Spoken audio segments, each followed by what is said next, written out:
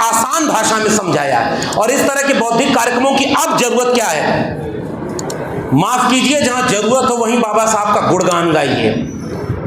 लेकिन अगर गुणगान गा रहे हैं तो उसके बाद एक सवाल मेरी तरफ से उसमें ऐड करिए कि हमारे पुरखे तो महान थे, काम करके अपने हिस्से का चले गए। उनका गुणगान गा के उनके सपनों का भारत बनेगा क्या? आज बाबा साहब डॉक्टर अंबेडकर होते तो क्या कर रहे होते, ये जब तक नहीं जोड़ेंगे, बाबा साहब को याद करना अधूरे याद करना है, ये मैं कहना चाह रहा हूं। डॉक्टर अंबेडकर क्या चाहते थे, आप आज के लोगों को वो बात समझाइए ना। उनको पहचान अगर इतिहास से करानी है तो बताइए ना कि डॉक्टर अंबेडकर चौडार आंदोलन, महार आंदोलन में तालाब का पानी पी करके बाहर निकलना चाह रहे थे, जिसमें पशु पानी पी सकता था लेकिन इंसान नहीं पी सकता था क्योंकि उसकी जाति अलग थी। हमला करने वाला कोई मुसलमान था क्या? जब वो लौट रहे थे तो उनके ऊपर हमला हो गया, उनके साथियों के ऊपर हमला हो गया। आपको पता है जब बुद्धिज्म स्वीकार किया बाबा साहब ने, उस समय जो कार्यक्रम होते थे उनके ऊपर हमले होते थे। महात्मा फूले जब स्कूल खोलते हैं और स्कूल खोलने के लिए जब पढ़ाने जाते हैं तो उनके ऊपर पत्थर फेंका गया, मैला फेंका गया, उनको घर से निकाल दिया गया। और बिहार के लोगों, एक और इतिहास जानो आज क्या हो रहा है। आज महात्मा ज्योतिबा फूले पर एक फिल्म बनी, बायोपिक फिल्म फूले नाम से।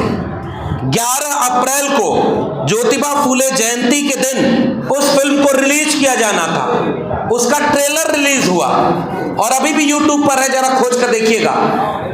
उस ट्रेलर में वो दृश्य दिखाया गया था कि माता सावित्रीबाई फूले जब पढ़ाने जा रही हैं तो एक बच्चा लिबास से एक जाति का समझ में आ गया, वो पत्थर मार रहा था। सेंसर बोर्ड ने कैंची चला दी, फिल्म को रोक दिया और कहा कि ये दृश्य हटाइए क्योंकि कुछ जातियों के लोगों की भावना आहत हो गई है।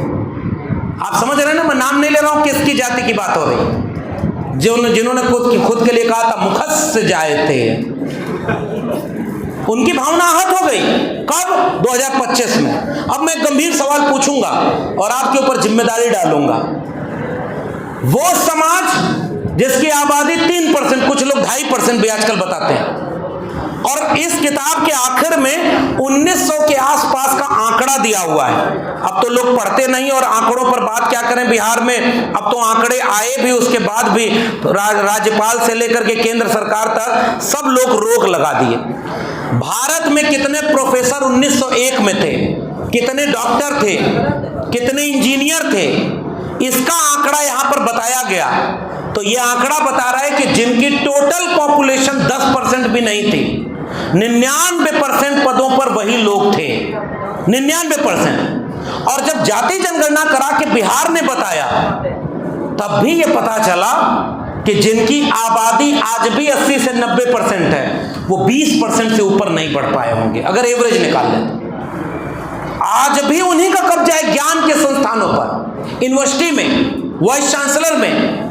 ये किताब आपको आंकड़े बता रही है और इस किताब को इसलिए पढ़ना जरूरी है कि इसके आंकड़े आपको आज की तारीख में मदद करेंगे कि एक बराबरी का समाज बनाने के लिए कितने तरह के आंदोलन लड़े गए और उसके बाद जहां सफर पहुंचा वहां बिहार के लोग अपना आरक्षण भी नहीं बचा पाए। ज्योतिबा फूले फिल्म कर इतने कैंची चली है, वो फिल्म रिलीज नहीं हो रही है, 25 तारीख को रिलीज होगी। मांग और महार जाति का उल्लेख था, ब्राह्मणों ने उनके ऊपर मैला फेंका, कचरा फेंका, पोस्टर लगाए, महाराष्ट्र सरकार ने किताब छापी है। लेकिन ज्योतिबा फूले का इतिहास आप पूरा देश को नहीं बता सकते क्योंकि वो समाज जागरूक है, उसने आंदोलन कर दिया और आपकी फिल्म में कैंची चलवा दी। और फूले के मानने वाले लोग को पता ही नहीं है कि ये सब भी हो रहा है। ज्यादा दोषी कौन है? जिसने कैंची चलवाई वो, इतिहास बदलवाया वो, या जिसको पता ही नहीं कि उसका इतिहास क्या है, वो अपना इतिहास बचा भी नहीं पाया। सोच के बताइए दोषी असली कौन है? उनसे क्या शिकायत? वो तो अपने विचारधारा के लिए कमिटेड हैं। उनको जब मौका मिला तो अपने विचारों का राज बना रहे, हिंदू राष्ट्र घोषित करो। किसी बाबा को भेज दिया है, बिहार में घूम रहे हैं, सब नए नए बाबा घूम रहे हैं और बाबा सब आखिरी में बोलते हैं कि इस देश का संविधान बदलना है, इस देश को हिंदू राष्ट्र बनाना है, और उन बाबाओं की भीड़ में 90% हमारे लोग जा रहे हैं। कौन फेल हो रहा है? वो बाबा तो अपना एजेंडे पर आया है, एक पार्टी का प्रचार करेगा और हिंदू राष्ट्र बनाने की बात करके धर्म के नाम पर पाखंड बुक करके चला जाएगा। और राज जिसका जा रहा है, शिकायत उससे करनी चाहिए कि उससे करनी चाहिए। इसलिए हमको आईने की तरफ अपने को देखना होगा। इसलिए मैं याद कर रहा था, आप अपने इतिहास को नहीं बचा पाए। फूले फिल्म में यह इतिहास नहीं दिखाया जा सकता कि इस देश में जातिवाद ने महात्मा ज्योतिबा फूले को अपमानित किया, इसलिए उन्होंने किताब लिखी गुलामगिरी। लेकिन अगर हिंदू मुसलमान के नाम पर नफरत फैलानी है तो उनका सिनेमा बनता है और फ्री में प्रधानमंत्री देख रहे हैं, मुख्यमंत्री देख रहे हैं, उसका सब भाजपाई प्रचार कर रहे हैं और ज्योतिबा फूले का फिल्म बनी, लोगों को पता ही नहीं। तो दोषी कौन है? जिसको अपना इतिहास पता होता है वो अपना इतिहास लिखता है, और जिसको इतिहास पता ही नहीं वो गुलाम बन करके, शिकारियों के इतिहास में हिरणों की गाथाएं नहीं मिलती। अगर हिरणों को अपना इतिहास जानना है तो अपना इतिहास लिखना पड़ेगा। इसलिए मैंने उस फिल्म का उदाहरण लिया। अब आइए, क्या क्या कहा था पेरियार ललई सिंह यादव ने? बलिदान न सिंह का होते सुना, बकरे बलिवेदी पर लाए गए। शेर को बलि देते हुए कहीं सुना है आपने? और आज से 70-80 साल पहले वो लिख के गए। बकरा, कमजोर आदमी, न काटे टेढ़े पादप गए, सीधों पर आरा चलाया गया। टेढ़े लोग नहीं काटे गए। विषधारी को दूध पिलाया गया, केचुए कटिया में फंसाए गए। बलवान का बाल न बांका भया और बलहीन सदा तड़पाए गए। ये बात समझाना चाहते थे। अब बलवान को, आबादी बलवान के पास नहीं थी, इसलिए उसने बाकी लोगों को एक फेक नैरेटिव आइडिया का दे दिया। वो नैरेटिव है धर्म का। और जो लोग धर्म के नाम पर शोषित थे उन लोगों को बांट दिया। इस लड़ाई को सबसे कायदे से तथागत बुद्ध ने भी उठाया, संत कबीर ने भी उठाया, संत रविदास ने भी उठाया। मुर्दा नाग, माटी का एक नाग बनाकर पूजे लोग लुगाया, और जिंदा नाग जब घर में निकला ले लाठी दौड़ाया। ये तो आज से 700 साल पहले महात्मा कबीर बोल गए। मछली ना तरी जिसको गंगा में ही घर है। कल मैं एम्स में था, दिल्ली एम्स में, और वहां कबीर पर एक नाटक हुआ। बाबा साहब के 3 गुरु, तथागत बुद्ध प्रज्ञाशील करुणा की चेतना, दूसरे संत कबीर, मल मल धोए शरीर को और मिटे न मन का मैल, और नहाए गंगा गोमती रहे बैल के बैल। आज किसी को बैल बोल दीजिए तो मुकदमा करवा देगा, ये हम के बैल बोल रहे हैं, हमारी भावना आहत हो गई। ये तो महात्मा कबीर बोल करके गए। लेकिन जिस भारत को बनाना चाहते थे कबीर, वो आज 2025 में फिर से धर्म के नाम पर, धर्म है नहीं, धर्म की आड़ में पाखंड की गिरफ्त में जा रहा है। धर्म होता तो कबीर का धर्म कहता था कि मोको कहां ढूंढे रे बंदे, मैं तो तेरे पास में। एक आदमी मिला मुझे उत्तर प्रदेश में, और उसने कहा कि कुंभ में भगदड़ हुई। हमने कहा हाँ, लोग देखे। कहे कितनी जगह हुई? मैंने कहा सरकार कहती एक जगह। तो उसने कहा कि वहां तो वीडियो आई कि कई जगह भगदड़ हुई थी। हमने कहा हाँ, ये भी बात सही है। तो उसने कहा कि कितने लोग मरे? मैंने कहा सरकार कहती है केवल 30 लोग मरे।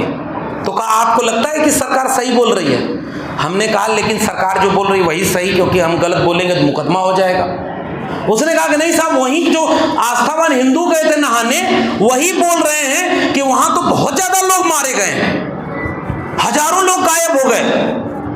तो हमने कहा कि लेकिन ये सब आप हमसे क्यों कहलवाना चाहते हैं? समय जमाना खराब है, और वहां देखिए एक सामने बुलडोजर भी खड़ा दिख रहा है, कहीं उसकी दिशा घूम गई और हमारे लोगों के ऊपर चलने लगा। उस आदमी ने कहा कि सोचिएगा, अगर झूठ बोला गया तो इस देश के लोगों से बोला जा सकता है, क्योंकि मीडिया झूठ बोला जाएगा, और सत्ता अगर चाहेगी तो मीडिया झूठ को सच कह देगी और सच को नहीं दिखाएगी। लेकिन अगर कोई भगवान है तो उससे झूठ बोला जा सकता है क्या? तो हमने कहा नहीं। तो कहा जिसकी मर्जी के बिना एक पत्ता नहीं हिल सकता, उससे कोई झूठ बोल सकता है क्या? हमने कहा नहीं। तो कहा इसका मतलब फिर भी अगर कोई झूठ बोल रहा है तो इसकी दो ही वजह हो सकती है, या तो ऊपर कोई है नहीं, और दूसरा अगर है तो उसका डर नहीं है। क्योंकि यहां झूठ बोल करके सरकार बचाई जा सकती है, उससे कैसे झूठ बोलोगे जो सच में सब देख रहा होगा? तो आपको इस कहानी से क्या शिक्षा मिलती है कि कोई है, मान लीजिए है भी, तो उसका डर यहां के नेताओं को जो धर्म के नाम पर चोला पहने हुए हैं उनको उसका डर है क्या?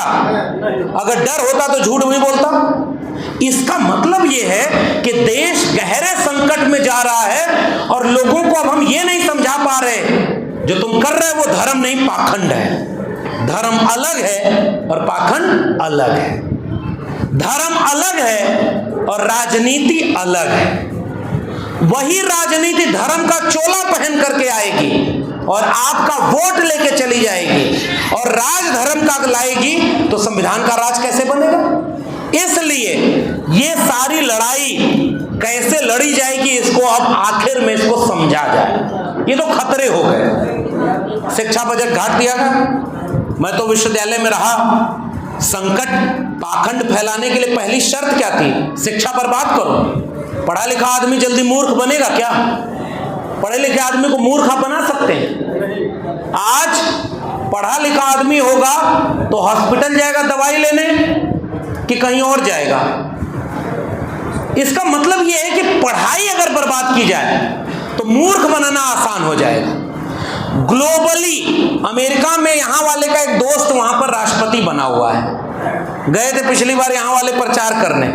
अब की बार ट्रंप सरकार, याद आ रहा है? ये वाला नारा यहां भी लगा था ना, कोई आदमी आया था ना, वो बेच रहे हैं भारत को, मैं चैन से कैसे सो जाऊं, वो लूट रहे हैं भारत को, खामोश में कैसे हो जाऊं, हाँ मैंने कसम उठाई है मैं देश नहीं बिकने दूंगा, सौगंध मुझे इस मिट्टी की, मैं देश नहीं झुकने दूंगा। अब यहाँ के जितने लोग थे, अरे भाई 56 इंच वाला पहली बार आया है, सब धक्का-धक वोट दे गए। उसके बाद पहले बैंक बेच दिया, रेल बेच दिया, एरोप्लेन बेच दिया, कहा था हवाई चप्पल वाले को हवाई जहाज में उड़ाएंगे, हवाई जहाज भी बेच दिया, और नीचे देखा तो हवाई चप्पल भी गायब। अनपढ़ आदमी हो, अगर राजा पढ़ा लिखा होता है तो शिक्षा मुफ्त करता है, और राजा अगर पढ़ा लिखा ना हो फिर भी शिक्षा की अहमियत को जानता हो तो कलम और किताब पर 18% जीएसटी टैक्स लगा देता है। नई शिक्षा नीति ला करके पूरी शिक्षा को बेच देता है। क्लोजर मर्जर की पॉलिसी के तहत स्कूल कॉलेज बंद करवा देता है, और अगर जेब में पैसा है तो प्राइवेट स्कूल में पढ़ने जाओ। अब अनपढ़ों की एक भीड़ तैयार हो गई। अनपढ़ लोग भरे पड़े हैं पूरे देश में। चौराहे पर जाइए, अनपढ़ आदमी घुमा रहा है। क्या हुआ भाई? चीन के बारे में कुछ जानते हो? कहा कि नहीं, पाकिस्तान में तो हाहाकार मच गया है। उसको जो फेक न्यूज आ रही है, उसके बाद उसको सच्चा हक नहीं पता कि उसके गांव में भी हाहाकार मच गया, उसके घर में किसी को रोजगार नहीं मिल रहा, उसके भाई बहन को और शिक्षा नहीं मिल रही। पॉकेट मार जब आता है तो पहले उधर दिखाता है, हो देखा कौवा उड़ जाता है, अब पीछे से पॉकेट मार लेता है। आपको दिखाया जा रहा है कि देखो दुनिया में डंका बज रहा है। और उसने भी, अमेरिका वाले ने हार्वर्ड यूनिवर्सिटी का पैसा काट दिया कि यूनिवर्सिटी में पढ़े लिखे लोग तो बहुत ज्यादा कोई फायदा नहीं होता देश को, इसलिए पूरे देश को मूर्ख बनाओ। अब आइए, ये समस्या हो गई। बिहार को मूर्ख बनाने का काम हो रहा है कि नहीं हो रहा है? आप बिहार के लोगों जोर से बोलो। आप सोचते हो कि सारा खराब बात हम ही बोल दें ताकि कुछ नुकसान हो तो हमारा हो, वीडियो इन्हीं का वायरल होगा। आप बताइए बिहार में शिक्षा की स्थिति क्या है? बहुत अच्छी है क्या? गरीबों के बच्चों को अच्छी शिक्षा मिल रही है क्या? शिक्षा खत्म तो नौकरी मिलेगी क्या? जब बेरोजगारों की और अनपढ़ों की भीड़ तैयार हो जाएगी तो इतिहास कैसे पढ़ेगी कि त्रिवेणी संघ क्या किया था, अर्जक संघ क्या किया था। और अभी मुझे मिला कि कोई डॉक्टर साहब हैं, वो देखिए बाबा साहब की जीवनी बांटते हैं। इसको पढ़ेगा कौन? अनपढ़ लोगों की भीड़ तैयार हो गई, शिक्षा बर्बाद हो गई, रोजगार बचा नहीं है। और जब शिक्षा और रोजगार दोनों बर्बाद, तो धर्म के एक नाम पर लड़ाई लड़वाना आसान हो गया कि कठिन हो गया? बताइएगा, जोर से बोलिए। अब उसको यह समझाया जाएगा, जैसे एक जमाने में कार्ल मार्क्स ने समझाया होगा, दुनिया के मजदूरों एक हो जाओ, तुम्हारे पास खोने के लिए केवल अपनी बेड़ियां और जंजीरें हैं और पाने के लिए पूरा जहान है ना। अब क्या समझाया जाएगा? भारत के जाहिलों एक हो जाओ, धर्म की लड़ाई बचाने की तुम्हारे ऊपर जिम्मेदारी है, मारे गए तो मोक्ष मिलेगा और जीत गए तो धर्म का राज मिलेगा। बताइए आसान काम है कि नहीं? अगर इसी में पढ़ा लिखा होता बिहार का नौजवान, कोई आईआईटी में पढ़ रहा होता, कोई मेडिकल में पढ़ रहा होता, कोई इंजीनियरिंग कर रहा होता, उसके घर का माँ बहन बेटा सब लोग पढ़ाई कर रहे होते, तो कितने पढ़े लिखे लोग धर्म बचाने जाते? जरा हाथ उठा बता दीजिए, कोई जाता क्या? आज जितने ने दंगाई भीड़ के हिस्सा बनते हैं, इसमें कोई पढ़ा लिखा नौजवान कायदे का है क्या? और जितना नेता पूर्णिया के इलाके में जब आते हैं तो वो वाला सांसद याद आता है कि फलाने जिला में रहना है तो हिंदू बनकर रहना होगा।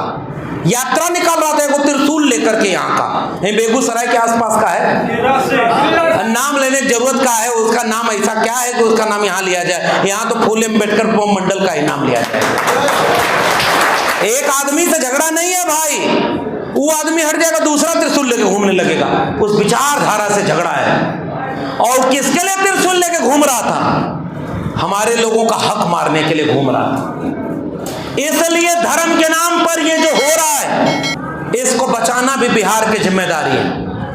मैं उत्तर प्रदेश में रहा, अभी दिल्ली में रहता हूं। 2024 के चुनाव में उत्तर प्रदेश ने अगर 43 सीटों पर उनको हराया न होता तो आज इस देश का संविधान बचा होता कि नहीं बचा होता? जरा हाथ उठा बताइए, बचा होता? अगर 43 सीटें बीजेपी को वहां हराई न गई होती तो संविधान वहां पर तो उतना सुरक्षित होता भाई। उसके बाद आपके यहाँ का एक आदमी एक बैसाखी दिया हुआ है और एक दक्षिण भारत का आदमी, दोनों के ऊपर मुकदमा था, दोनों को करोड़ों रुपया मिला। यहाँ वाले की तो तबीयत ठीक नहीं लोग बताते हैं, अच्छे आदमी हुआ करते थे, एक जमाने में समाजवादी आंदोलन से निकले हुए थे। और सोचिए समाजवादी लोग कहां जाकर के क्या हो रहे हैं, और सोचिए ये कितना बड़ा इस देश के साथ अन्याय हो रहा है, क्योंकि अब वो कमजोर हो गए और दोनों लोगों ने उनको बैसाखी दी है। लेकिन याद रखना बिहार के लोगों, अब आखिरी में अपनी बात समेट रहा हूं कि आपको करना क्या, आपकी जिम्मेदारी क्या है। हरियाणा चुनाव उसके बाद वो जीत गए, पता है ना कैसे जीते? गांव में घुसने नहीं दे रहे थे वहां के लोग प्रचार करने, क्योंकि किसान आंदोलन में वहां के लोग मारे गए थे।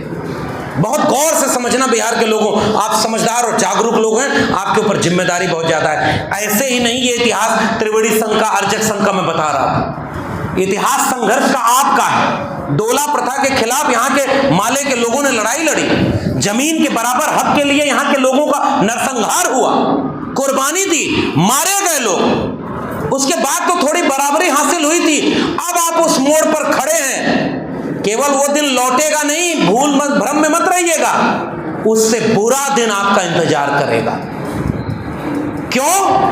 क्योंकि बिहार के चुनाव के पहले हरियाणा में जहां लोग घुसने नहीं दे रहा था, जहां उस पार्टी के नेता कह रहे थे कि नहीं जीत पाएंगे, आज उन्हीं की सरकार है। गौर से समझना खतरा क्या है। हरियाणा में उनकी सरकार है कि नहीं है, और वहां कोई माहौल उनका जीत का नहीं था। फिर वो गए महाराष्ट्र। महाराष्ट्र में नोटबंदी का सारा पैसा सदुपयोग किया गया, जितना अपना पूरा देश भर में कार्यालय बनाने से जितना पैसा बच गया था सब महाराष्ट्र में इस्तेमाल हुआ। दो पॉलिटिकल पार्टी को खरीद लिया गया।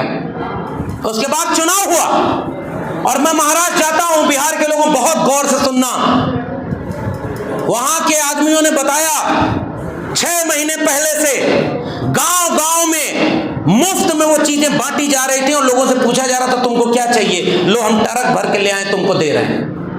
लालच, ताकि अपना वोट बेच दो।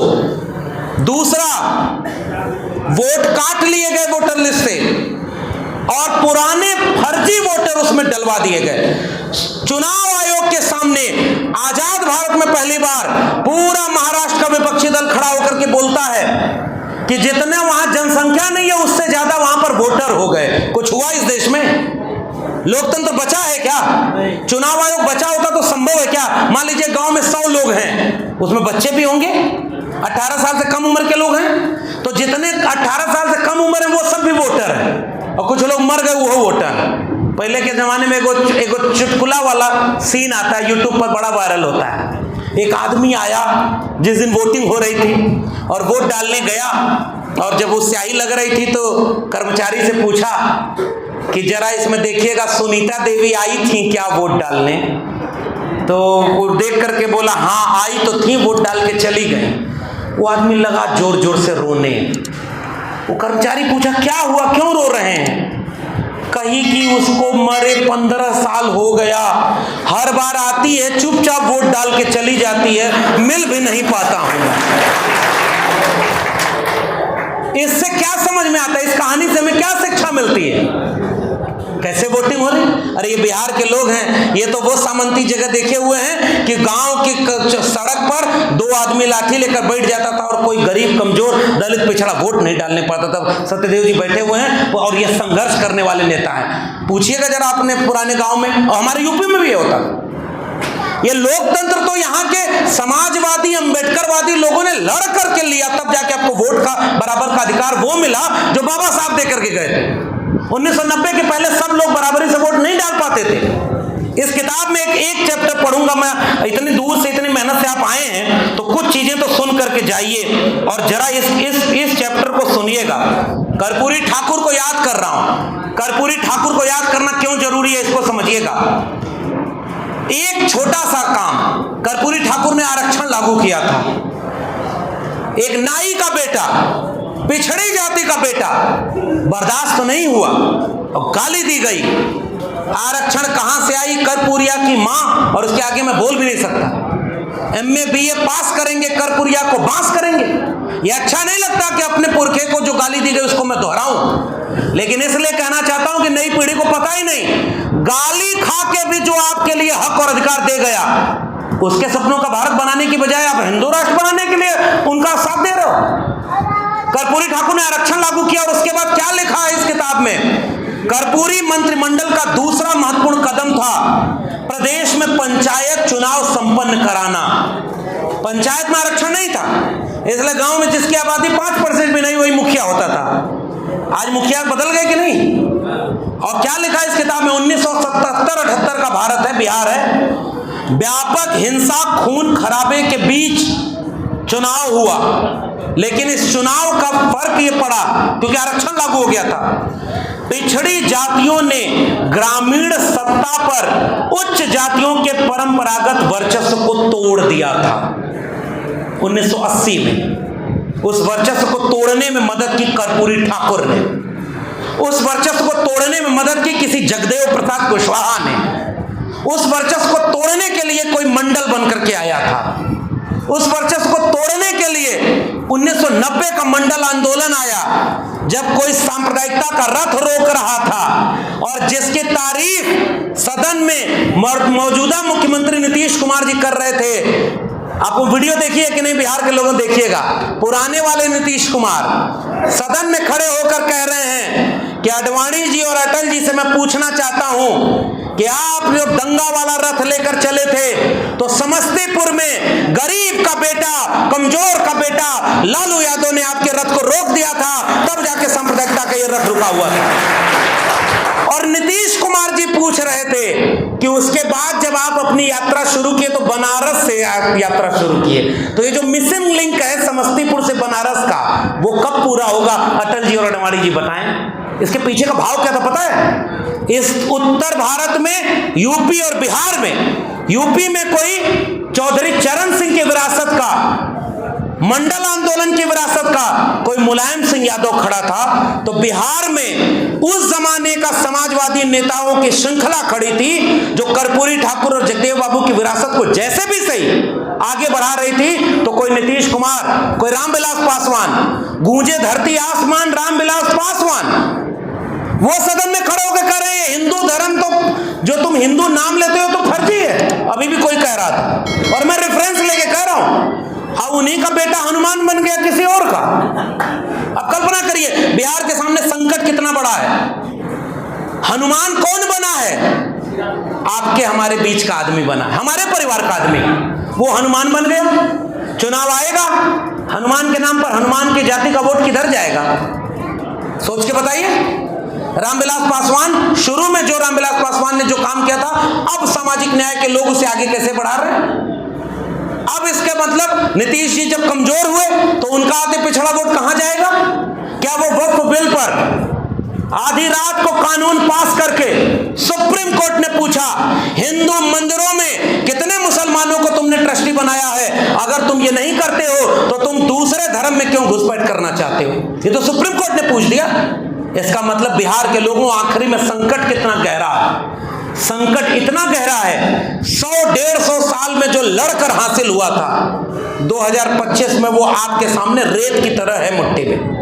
अगर मुट्ठी बंद कर लिया तो रेत बच जाएगी, और अगर मुट्ठी खुली है तो आपका सारा संघर्ष खत्म होने वाला है। और मैं इतना बिहार में इसलिए घूम रहा हूं क्योंकि मेरा स्वार्थ यूपी बचाने का ज्यादा है। बिहार अगर 25 में बचेगा तो 27 में यूपी बच जाएगा।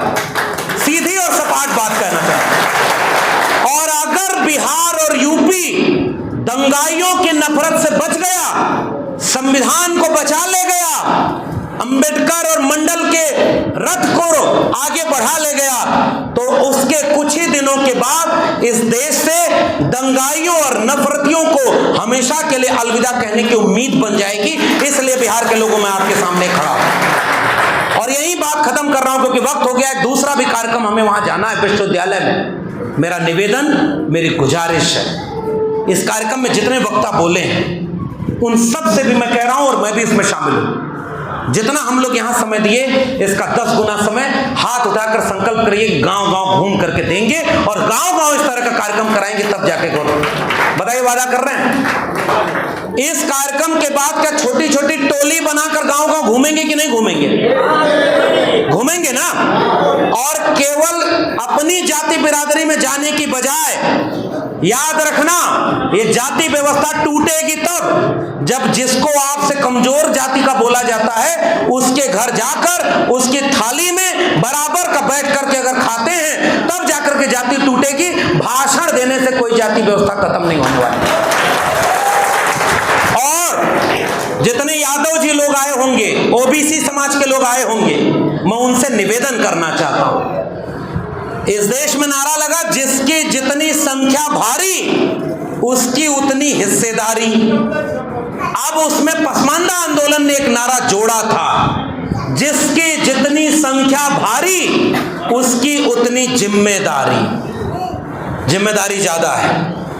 और यादव जी लोगों को, ओबीसी समाज के कुछ भी लोग जो अपने को ताकतवर समझते हैं, अरे राम नरेश यादव वहां मुख्यमंत्री थे और यहाँ कर्पूरी ठाकुर थे, ओबीसी समाज के लोगों को गाली देकर के अपमानित किया कि दिल्ली से चमड़ा भेजा संदेश, बार बनावे कर्पूरी भैंस चरावे राम नरेश। और हमारे उत्तर प्रदेश में यादव मुख्यमंत्री, उनके बेटे वो भी मुख्यमंत्री विदेश से पढ़ के आए और यादव लोगों को लगता था कि जाति का भेद हमारे साथ नहीं होता, घर उनका गंगा जल से धुलवा कर अपमानित करने का काम किया था, मंदिर धुलवाता है और आज भी उनके तमाम लोगों को ये अपमान करने का काम करता है। इसलिए हाथ उठाकर वादा करो, जितने ओबीसी समाज के लोग आए हो, अगर आपकी लाठी में दम है तो अपने से कमजोर पर कभी नहीं चलेगी, अपने से कमजोर को बचाने पर लगेगी। और इसलिए हम आपसे निवेदन करने आए। इसलिए अब कार्यक्रम का रूप बदल रहे हैं हम लोग, और मैं रिंकू जी की इस बात से, इस मुहिम से सहमत हूं। आप जहां जहां टोली बना करके गांव गांव घूम सकते हैं, घूमिए साहब। जब अंग्रेजों से आजादी की लड़ाई चल रही थी, लोग नौकरी छोड़ करके कूद रहे थे, और आज हम उनका इतिहास पढ़ते हैं। और ये भागलपुर और नौगछिया का भी इतिहास रिंकू जी ने बताया। आज उससे बड़ी लड़ाई है। अंग्रेज तो विदेशी थे, गुलाम बनाए थे, सामने से लड़के आप उनको भगा दिए, और जो यहीं के नए अंग्रेज पैदा हो गए जो आपके बीच में और आपकी जाति के बन करके आएंगे, उनको पहचान करके अगर आज नहीं रोके तो याद रखना 25 साल बाद उनको पीढ़ियां पहचान भी नहीं पाएंगी कि आपके हक और अधिकार को मारा किसने था। और इसलिए मैं आज निवेदन करना चाहता हूं, एक अगर शेड्यूल कास्ट कम्युनिटी के ऊपर कोई अत्याचार हो तो जितने ओबीसी समाज के लोग हैं, हमारी जिम्मेदारी है पहला काम करिएगा, अन्याय जिसके साथ हुआ है कंधे से कंधा मिलाकर उस बस्ती में जाइए और खड़े हो जाइएगा साथ में, तब जाकर के बहुजन एकता बनेगी, वरना भाषण देकर के एकता नहीं बनती है। क्योंकि आएंगे कुछ लोग इस चुनाव में आपको लड़ाने के लिए आएंगे, जाति को जाति से लड़ाने के लिए आएंगे। और इस देश में तो नारा लगा था एक जमाने में, जब सांप्रदायिकता का रथ चल रहा था तो यही यूपी बिहार तो मिलकर रोका था। बिहार के लोगों, पहला रथ आप रोकना, और हम दावे से कह के जा रहे हैं 25 में आप रोको, 27 में हम यूपी में रोकेंगे, और उसके बाद इनको हमेशा के लिए खत्म करने के, ये हम निवेदन करने आए। और उस रथ को रोकने लेंगे। उस जमाने में नारा लगा था, सौगंध राम की खाते हैं, मंदिर वहीं बनाएंगे, और उसके नाम पर कितना हिंसा हुआ। अब मंदिर बन लिया, अब मस्जिद के नीचे से मंदिर खोज रहा है सब। ये नफरत की आग मंदिर दिल में है, जिसको मंदिर जाना हो जाने दो। ये मंदिर और मस्जिद को आपस में लड़ाने की लड़ाई हमारी नहीं है। हमारे इतिहास में तो वो इतिहास दर्ज है कि मिले मुलायम कांशी राम और हवा में उड़ गए। अब हमने नहीं बोला है, बाकी लोगों को बोला है, उनको देखिए। यही नारा बोलने पर यूपी में मुकदमा हुआ था। सोचो वक्त कितना बदल गया। जिस नारे को बोल करके हमारे पुरखे लड़ गए, आज उस नारे को बोलने पर मुकदमा हो रहा है। और अगर बिहार नहीं बचाने, याद रखना, किसी की जाति बचेगी नहीं, किसी का घर नहीं, नौकरी नहीं बचेगी। बारी बारी सबका नंबर आएगा। और ये तस्वीर लगा करके जो कार्यक्रम हो रहा है, अगर बिहार को आपने दंगाइयों के हाथ से नहीं बचाया तो अगली बार इस तरह का कार्यक्रम भी नहीं हो पाएगा। मेरी बात को नोट कर लीजिएगा। और ये शायरी जो कह दीजिए, वो कहा नहीं समझे, आप अपने मुंहों से कहिए। आज यहाँ भाषण में मंच से कहने की जरूरत नहीं है। मैं क्या बोल रहा हूं, आप सब जागरूक लोग हैं। याद रखिएगा, कार्यक्रम वहां खेल हो जाएगा। आप कन्विंस्ड हैं और आपके सामने घंटों हम भाषण दे रहे हैं, तो समझदार को समझाया जा रहा है, और गांव में कोई नहीं जा रहा है जहां कोई समझ नहीं पा रहा है। इसलिए थोड़ा आप भी समझाइए ना चल करके भाई। अब गांव गांव चलिए। इसलिए मैं आपसे कह रहा हूं, जितने लोग यहाँ भाषण दे रहे हैं सब लोग चलिए, माइक और माइक लगा करके, टोली बना करके गांव गांव घूमते हैं, और केवल एक नारा, बिहार में बिहार का बहुजनों का वोट उसे मिलेगा जो जाति जनगणना की बात करेगा। बिहार के बहुजनों का वोट उसे मिलेगा जो मंडल कमीशन को लागू करने की बात करेगा। बिहार के बहुजनों का वोट उसे मिलेगा जो सांप्रदायिकता के नफरत के खिलाफ बाबा साहब के संविधान की बात करेगा। और एक वोट संविधान के नाम इस मुहिम को यहां से छेड़ दीजिए। इसलिए मंडल की लड़ाई को, संविधान की लड़ाई को एक कर दो। डॉक्टर अंबेडकर और बाबा साहब के रास्ते पर चलकर जो मंडल बना, आज उस मंडल का फिर से एक दौर लाना होगा। इसी उम्मीद के साथ बताइए, कमजोर तो नहीं पड़ेंगे ना? जब जब बुलाएंगे हम आपके बीच में आएंगे, बशर्ते कि आप भी गांव गांव घूम करके नफरत को रोकिए, बंटवारे को रोकिए, और लोगों को पहचान कराइएगा। इस बार का वोट जाति देखकर मत डालना, इस बार का वोट संविधान और मंडल कमीशन को देख करके डालना, और जाति जनगणना के नाम पर डालना, वरना बहरूपिया सब आपके राज्य में आपके जाति वालों को ही यहां का परचम पकड़ाए हुए हैं। मुरेठा वाला याद है ना? कहां से वो खुल गया मुरैठा? आपके लोगों की जाति का लोगों को आगे किया जाएगा। और जंगल की लकड़ियों को कहा जाएगा कि जंगल की लकड़ियों कुल्हाड़ी का साथ दे दो, क्योंकि कुल्हाड़ी में लगी लकड़ी भी तो तुम्हारे बीच की है, तुम्हारी जाति की है। इसलिए जाति देखकर वोट देंगे क्या? ऐसे ही संकल्प गांव गांव में पहुंचानिए। हमारी लड़ाई जाति की नहीं, विचारधारा की है। तो मंडल के सपनों का भारत बनाएंगे, बाबा साहब के सपनों का भारत बनाएंगे। इसी संकल्प के साथ नवगछिया के लोगों, आपको क्रांतिकारी सलाम देता हूं, और 25 में दंगाइयों को बिहार से भगाएंगे। इसी उम्मीद के साथ जय भीम, जय मंडल, जय संविधान, इंकलाब जिंदाबाद।